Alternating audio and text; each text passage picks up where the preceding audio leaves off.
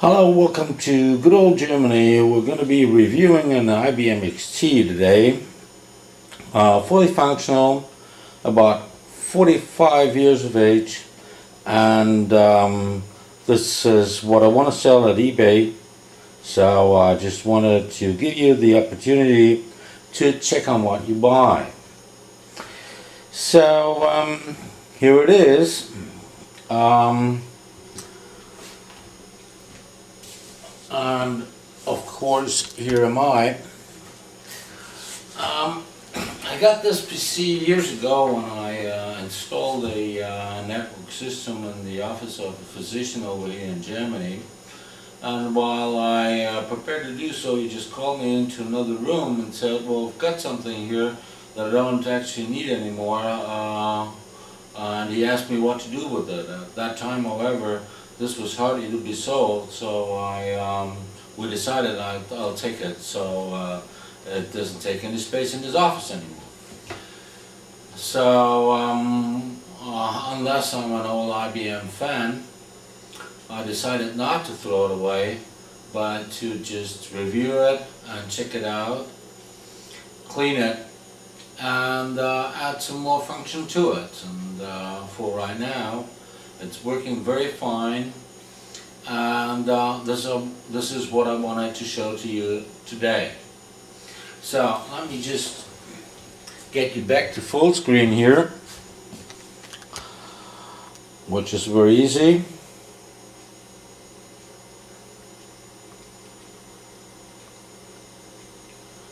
So you can actually see what I do.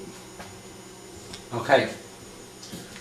Besides that, I found some software that was very popular at that time. It was an Office suite, and it's called Open Access, and it was programmed and offered and sold by PeopleSoft. So first step, of course, is entering the date, and here we go. And we'll see what that system offers. It offers a database in the first place, then of course a program to do your calculations, and then a word processor, graphics, whatever that is, I do not quite know because I didn't check that out, service programs, and of course the exit to the operating system, which we will do right now because I'm going to explain what that Office suite does a little later. So here we are, and once you leave a program at that time, and probably that way today anyway, you end up in the folder where the program is set. So you usually leave that by saying CD blank point enter, and then you are on root. So as I said, I put in a file card in there with a disk offering 20 megabytes of disk space, and that at that time was fully sufficient to store your data and to give you the opportunity to do basically everything with that. So nothing like gigabytes or terabytes or whatever. So when we do here, we of course see root, and you see that the XT uses the C drive as root device, and once we want to verify what operating system is on there, we see that it's DOS in the version number 5. So I believe that the latest version of DOS was 6.2, but this version 5 runs beautifully and stably on this PC. So what we shall do right now is we shall open it up. I shall show you what's in there, how it's set up, and you can see what it offers. and then I will reassemble everything and go on to explain the office suit. So let's go on from here. Next step, what we see over here is the machine opened up from the inside. First on the right hand side you see both the 2.25 inch disk drives on the left hand side, and the back you see the power supply, and then when you go back you see the main board with what turned out to be revolutionary at that time, the extension slots that most of the PCs own up to the very day, in a very different way of course, but it was the principle on that on which that machine was built, and that in essence remained similar to the very day. Then you see a lot of storage chips over here, you see the loudspeaker down there, and some cabling that we will have to use later on. And just to take a look in the front, yeah, there are some wrenches that belong to every technician. There are the disk drives from the front, and then you see some openings to suck the air in properly, and then you see the openings of the extension boards that are laying back behind. So let us view the machine from the back side, and that we have the power supplies with the ventilation opening, and we've got the power connections that you all know, and then we of course have the connector for the keyboard, and let me just get that a little closer. There's the connector for the keyboard, and of course also for the tape drive that was used in these days in order to store data. Next point here is we have some boards. When we end up putting everything in there, you will find out that it's pretty much packed, because there are a few things that are very interesting. So first that we have here is a serial card. Nothing much to explain about. And then the next thing is the nice feature about it. It's a so-called file card. It's a file card 20. And now listen, you will probably find that very funny, because it's got 20 megabytes of RAM of disk space storage. So let's just take that little baby and turn it around, and now you will see what it is. So it's just an extension card where a disk drive was packed on, and most of you who have worked a lot with hardware will know what that basically is. So you stuck it in there, you put it on master, and interestingly enough, the XT realizes this and uses it as a C drive.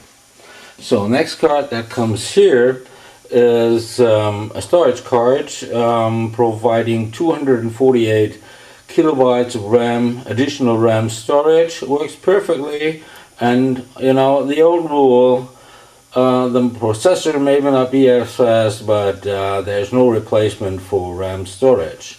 So that was a wise decision. Probably costed a lot at that time. Well, it's still being there. So next thing is the VGA card, and it's got two things in there that seems to be a combination of a parallel port for the printer and the VGA port for the monitor, that as we will see later on. So, and then there is something very interesting. I didn't find out what that exactly is. Try to Google that, but I don't really know what it's for. Should be some sort of connection to whatever, I don't know, but maybe you guys can give me a hint of what that possibly is. Well, and this is what every IT personnel usually needs: coffee machines. And so what we do right now is we'll just put it all together, um, reassemble the entire machine, and then get going and see how it works. So, okay, we'll switch it over for later. So, back again. Let's reassemble this little baby, which is actually very, very easy. I just took the components out so you see what's all in there before I put it into eBay, because I just want to sell it. I just hope to find somebody to maybe put it in a museum, or use it for a school or something like that. Point is, I wondered if I may take it apart and sell it separately, but I decided not to do so because it works together perfectly, as you will see later, and so we'll just leave it all together and get it to work. Okay, so this is the first card. Now, actually, it's got that connection to the main board, which is right over here, and so we want to reconnect that. And you want to make sure that this adapter is attached in the right way. And so this we do this way, and put it into the last extension slot. So, first step. Let's have a screwdriver here. No, the smaller one I want. And all the screws are original. There is nothing that comes from any other source, and that is what makes makes that little machine so unique. And plus, you know, it's 45 years of age, and it's still working perfectly. So, now come on, boogie.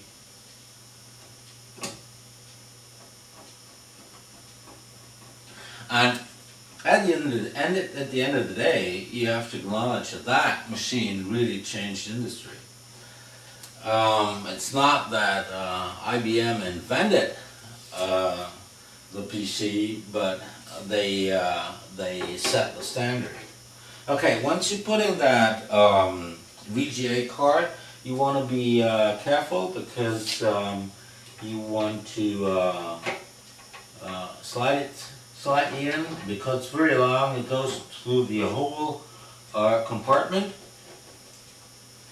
And so let's have that in here.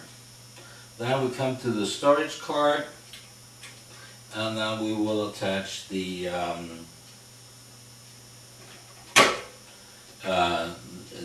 disk drive. Okay, let's do the screwing later. That becomes kind of boring. And replace everything back in here. Other than this cable here, there are no further attachments. Before shipping, however, I will take it apart and pack it differently. So here we got that, and we'll put it back together.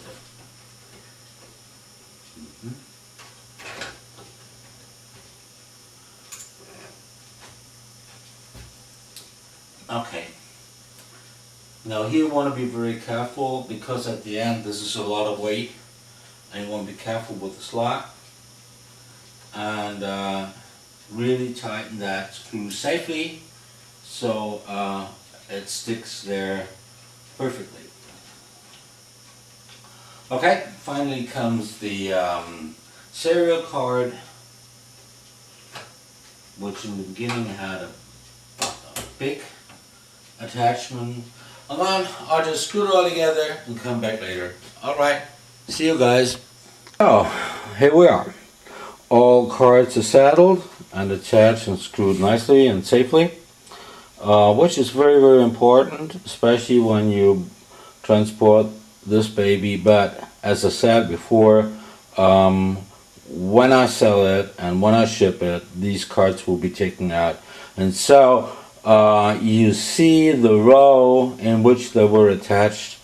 You may change that. This probably doesn't matter, but I prefer to do it and reinstall it the same way as it was. So when I got it, the first 3 cards were installed, and the disk drive and the serial port I added to this.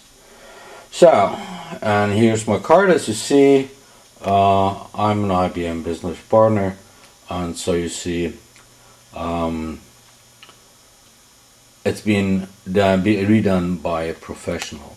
Okay, I'll come back later when the entire machine is reassembled, and we go and see it running. Okay, bye then. So something I wanted to show you when I assemble the machine is how to put on the hood.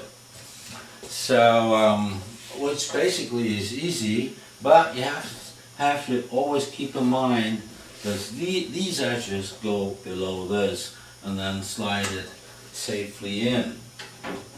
And if Billy the Gates is looking that video, which I don't know, hi Billy, don't throw a bucket at me, because and this is the machine that made you rich, didn't it? So after the very day, this machine runs DOS in the version 5.0, which is installed, as you will see later. And it'll also come with an office suite that was popular at that time, and that was from PeopleSoft. So you switch this little baby on, and you will get a properly working machine. So now we come back to screwing. Billy, sorry, gotta switch it off. So folks, back again. A few things I just wanted to show to you. First of all, once you want to reassemble the cover, there are 5 screws that you have to take, and they're bigger than the others. It's this one, this one, this one, and these 2 on the other side. The other screws belong to the power supply, and also that you don't find very much. When you attach the monitor, which is very easy, you just connect the VGA cord to the respective plug, and then you take the power cord. That was familiar at that time, that the power cord of the monitor was connected to the power supply of the PC, which was actually an advantage, because if you shut the PC down, the monitor was off also, and you plug that in here. So, well, that is pretty much it, except, where do I have the keyboard? Yeah, here it is.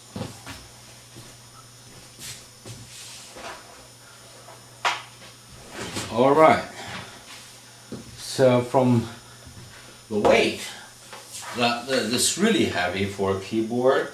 You know, the people these days that build an entire PC that doesn't weigh more than that. So with that, you want to be careful to plug that into the port where it says keyboard, but this is very easy. So this we're going to place in front of the PC later on, and when I took and got the PC, I was pretty much marveled with this little thing, knowing that that is the original cord. So everything in there, except the file card, is originally IBM, and that was quite something. So, gotta set it up and come back in a second. Alright folks, back again. So here it stands. Now we all learned from Billy the Gates that he loves to throw with a bucket full of waters with ice in there.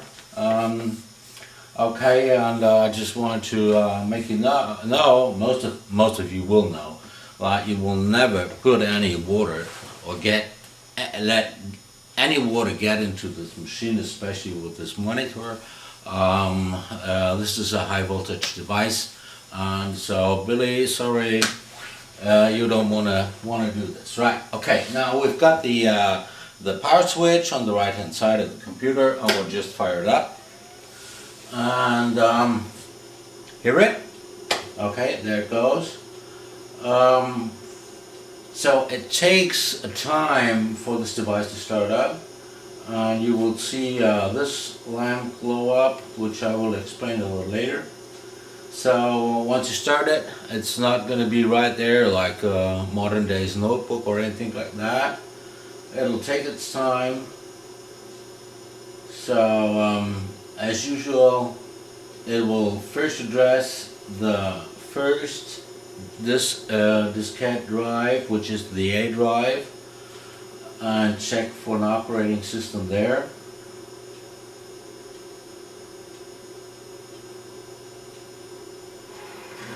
There we got it, right? And unless it will not find anything in there, if you listen carefully, you will hear the hard drive.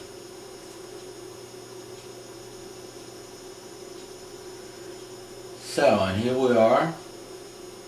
Now there's one thing important about these two knots. You have to adjust them in the right way. You only do that once, because you will only see what happens once they are correctly adjusted. See?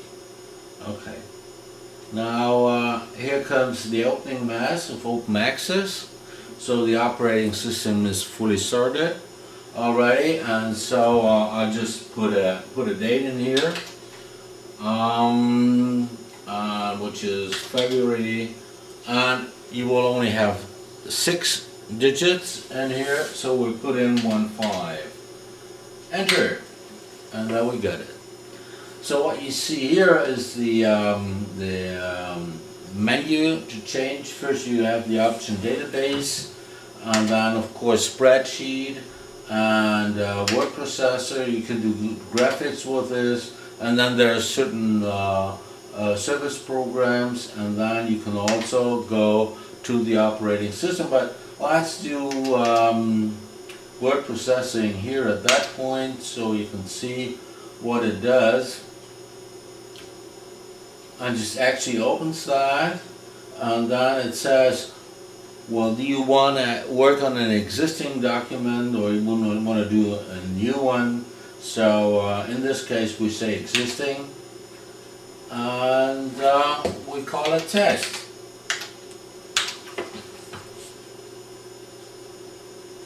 Right? Good. Should open it right now.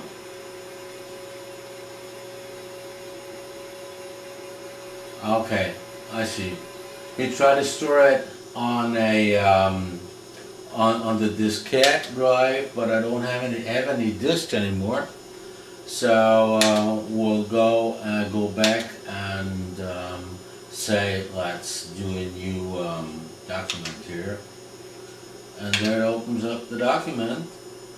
And one of the options that it offers you here, which was common at that time, is that it says, well, do you want to open up a document, or do you want to start programming?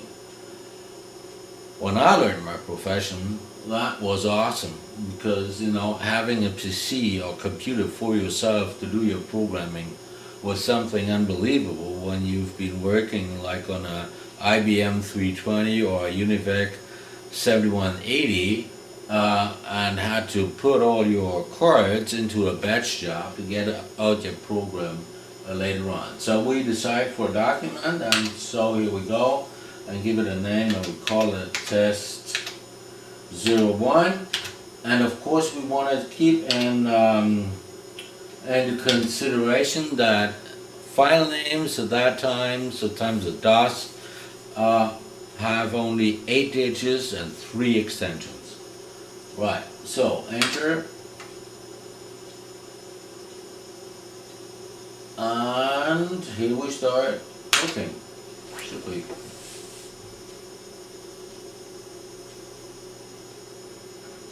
Yeah.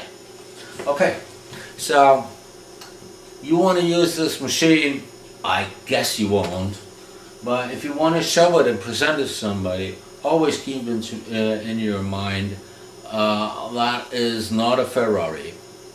but it is a solid working machine, and as you can see from here on, it works perfectly. So if you decide to bid on that offer, you get something really nice, something that really made history, that changed modern days computing in a very massive way, and it's a decent looking machine, and it is super solid, as most IBM computers are, as I practically know from years of usage. So folks, that is it. So you see what you get. If there are any questions, just put them in below the tube, or send me a mail via the eBay account. And here we go. I hope you enjoyed the video, and right in by now you know what it is and what you get. See you. Bye.